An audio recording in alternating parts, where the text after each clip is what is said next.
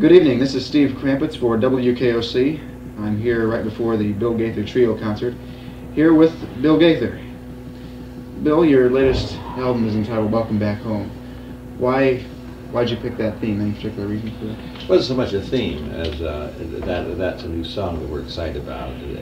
There are a lot of themes on the album. One is reconciliation, and we felt as though that might have covered some of the ideas better. There's a song there called Hurt by Hurt, I Will Go On. It's kind of like, let's get on with our lives, and a lot of times to get on with your lives, one does have to come back home, and like the prodigal, repent, and start over again. So it's not so much a theme as it is a wonderful title. And secondly, I think probably stylistically, we went back to more basic stuff rather than being electronic, more acoustic, and I think more people are happy to have the trio there at that point. The vocal band can be something else, but the trio has to be pretty acoustic and warm.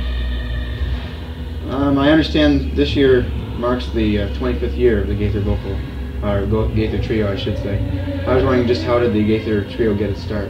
Oh, it's just out of our writing and wanting to get our songs out to people. So nobody else will sing our songs. So most groups start that way.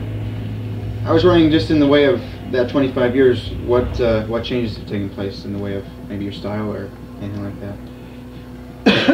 Well, you can't live in the world without being influenced by sounds that you hear.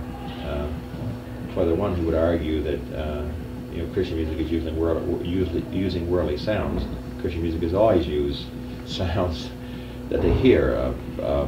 Martin Luther was criticized for using street tunes to get his theology out. He was trying to just use the tunes that would reach the people the most.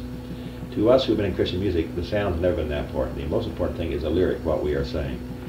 So, yeah, it's changed dramatically, and it'll keep changing, and it will not change without resistance from people saying that's not godly or that's not spiritual. It used to be spiritual, now it's not spiritual anymore. That's I remember growing up in Nazarene Church, one of the first evangelistic groups I heard was a Keller York party. It was two couples, and they had a bass, stand-up bass, and Jeanette York played it. And they were criticized at the time for being jazzy and all that stuff. But they were just communicating the gospel in terms that they understood. What do you see as the purpose of the Bill Gaither groups? Do you feel you witness more to Christians than non-Christians, or you like to think it's kind of both? Or? Oh, I think in the main we're talking to the church, and because a lot of our songs are praise-oriented and growth-oriented. I'm not saying there are not some non-Christian people who come in and hear and like what they hear and say, I like to be part of that fellowship, but I think for the main part we're talking to brothers and sisters. Any big things going on for the trio in the future? I know you have praise gathering coming up. What else is in mind for the trio? Right now, because of the immensity of the praise gathering, we're just really involved in that pretty heavily. And then we got a big New Year's Eve celebration in Atlanta. And we keep doing TV stuff and new records and new songs. We just wrote a new musical that'll be out next spring, so those kind of things keep doing.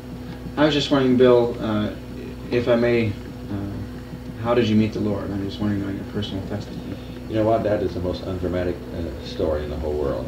I really envy some of these people who have big stories to tell. I'm not a converted wrestler. I never fell out of an airplane or any of those kind of things. As a kid, I grew up around the altar, going to the altar many times as a kid in revival meetings. And so to say when I first met the Lord, I could not tell you. Because as a child, I was there many times, crying my heart out and praying. There was a time the year after I was out of high school that I can remember a place where this time I got serious. And I waited a year to go to college.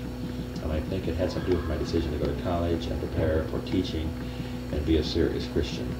And I would say, I don't know how that works theologically, and I don't know how the theologians would evaluate that, except I just heard that recently in a seminary somebody asked, name the time and place where you first met the Lord, and most of the seminary students could not do that the first time. It's basically they grew up in the church, but when is it, I would like to think the first time I ever went to the altar as a 6-year-old kid, that the Lord came into my heart then, and but there's a lot of growth along the way.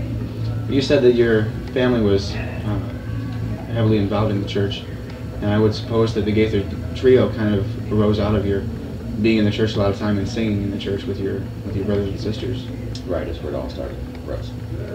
Thank you very much. We've been talking with Bill Gaither at Olivet Nazarene University.